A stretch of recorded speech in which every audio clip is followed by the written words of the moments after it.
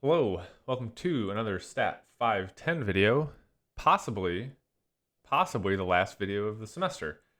This will, I guess, be the intro video for week 15, but it's really kind of a wrap up, trying to just get you to think of some of the things you need to think about at the end of the semester. But first, we'll go to here. I had planned to do some videos about like homework 9 and homework 10. Didn't really get a lot of suggestions about that, so I haven't done so yet. I'm maybe going to see how things go in office hours tonight and maybe respond to those questions in the moment during office hours, but also with some video if maybe some good ideas come out of there. But I sort of looked at the homeworks. None of the questions really jumped out at me as like being poorly explained and the solutions are hard to understand. So basically, I'm looking for some feedback before I spend a bunch of time on making those videos. So maybe come in office hours to suggest something, go to Piazza to suggest something. Whatever you want to see between now and the final, maybe I can help out a little bit there. So with that in mind, though, some logistical things for the end of the semester. So first and foremost, obviously the final exam, exam 2, whatever you want to call it, that should be the thing on your mind for this class, obviously. That information can be found by clicking this link.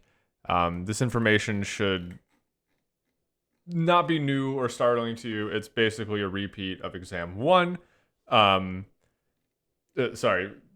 In format and logistics. A note about the content. Any math exam is cumulative. Like you can't just forget the stuff from the first exam because obviously it affects the stuff on this exam. But the questions that I'm going to write for the exam, they're going to be questions that would have been, appropriate on the second set of homeworks. So the cumulative nature is just based on, well, you can't do statistics without the stuff we did in the first half of the semester, but they're going to be questions of the types you would have seen in the second set of homeworks, the ones relevant to exam 2. So just a note there. So like you don't need to go back and look at the problems from homeworks 1 through 5 as intently, but obviously we do expect you to know the fundamentals of that material that is needed for the questions that you would see in homeworks 6 through 10, I think. Okay, a few more things, not as related to the exam. Something that I think is often a good thing to do is to reread the syllabus a few times in the semester, and one of those times is towards the end of the semester, that is now. Obviously, a lot of this information is not super important anymore, but one thing that's probably on everyone's mind is some grade stuff. So with respect to that, obviously, this is the information here about how I will be assigning grades. What was I going to say there? Oh, yeah. So obviously, right now, you can go on Gradescope and see all of your scores for everything you've done. That is essentially where our grade book for this class is. One thing that I will do, so exam 2 will be graded. Let's see. So exam 2 is on May 10th. So, I think within that week, hopefully we'll be able to turn around grades. One thing that I will definitely do is give you a letter grade before, that official release of grades through the university system. But what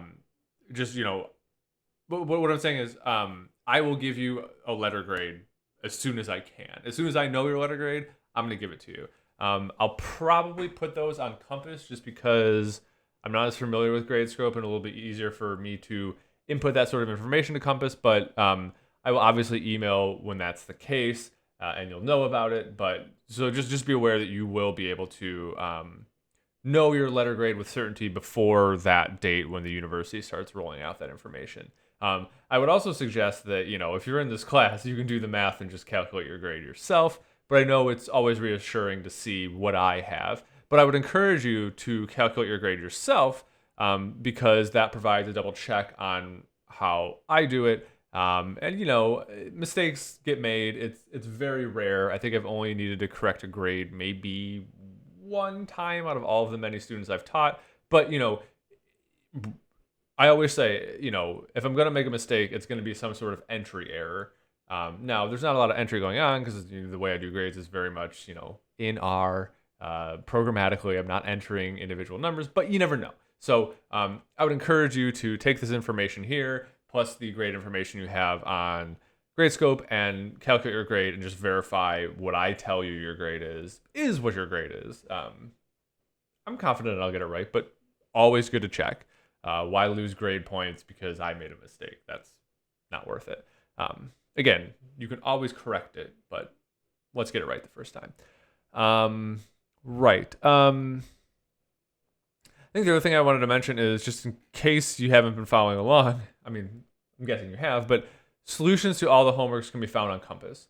I think that's maybe not the most clear thing on this website sometimes, but if you go back to any of these weeks, there's always a link to Compass. It's not to the solution itself. It just gets you to Compass to remind you that that is where the solutions are, and it's probably a good idea to read through those. So just to be aware of that. All right, so going back here. One minor note about office hours is that we'll have office hours Monday and Wednesday this week, but Thursday is reading day, and then Friday is when finals start, so we're not supposed to have things at that point. So my last office hours will be tonight if you're watching this video on Monday, and we'll have TA office hours on Wednesday, and then that'll be it. Obviously, we'll be still responding to things on Piazza and email and that sort of stuff, but we're sort of wrapping up official course activities. Normally, when I finish off a course, I like to sort of give suggestions about what to do next to continue learning the topic.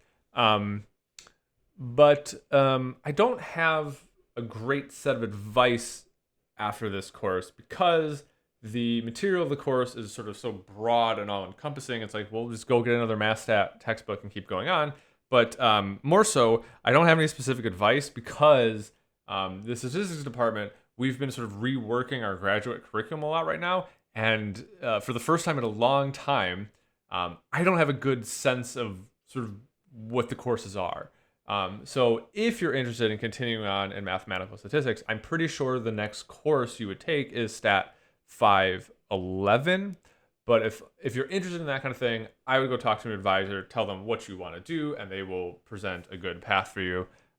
In particular, I think if you're considering going for a PhD at some point, you might want to pursue more mathematical statistics types courses. And I think it's 511, but I would just get some expert advice from our advisors on that. I don't feel confident advising in that currently because of the shakeup of the courses. But I mean, I totally understand too, if you're a master's student, you're looking to go out into industry, this might be one of the last math stat courses you take. So I don't have anything to advise except take more applied courses, because that makes sense. And you got this out of the way, and congratulations, you can not worry about it as much anymore.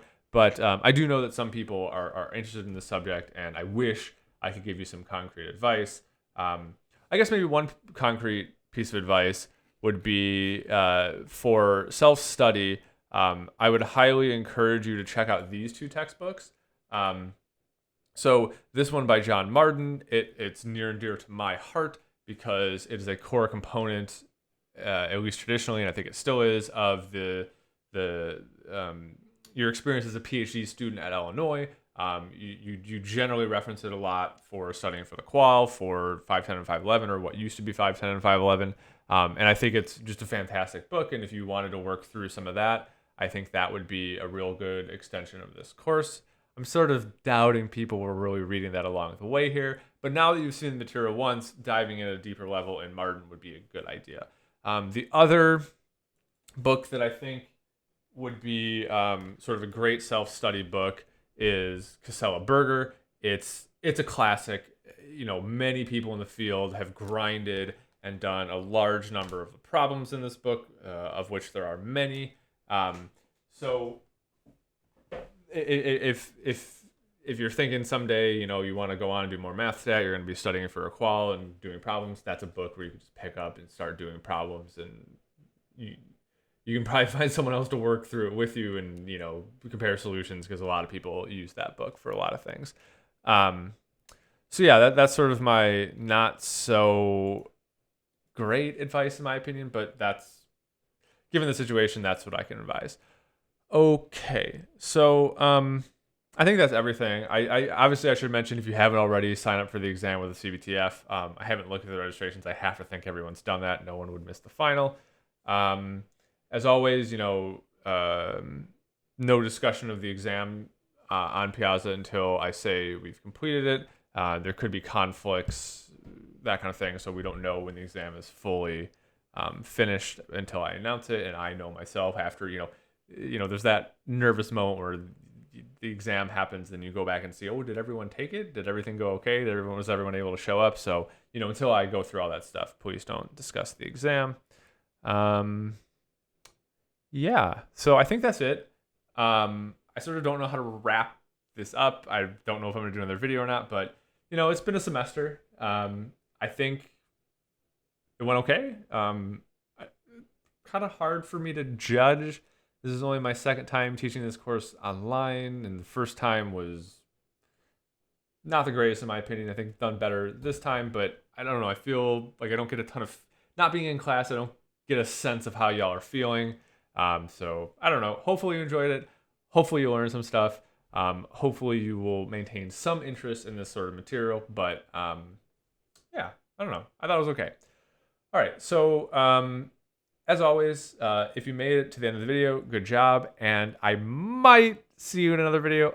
I don't know. Maybe we'll never see each other again. If not, it was nice knowing you. And good luck on whatever you do next. Now I really don't know how to wrap this up because I'm out of my routine. So I will just end it here. Goodbye.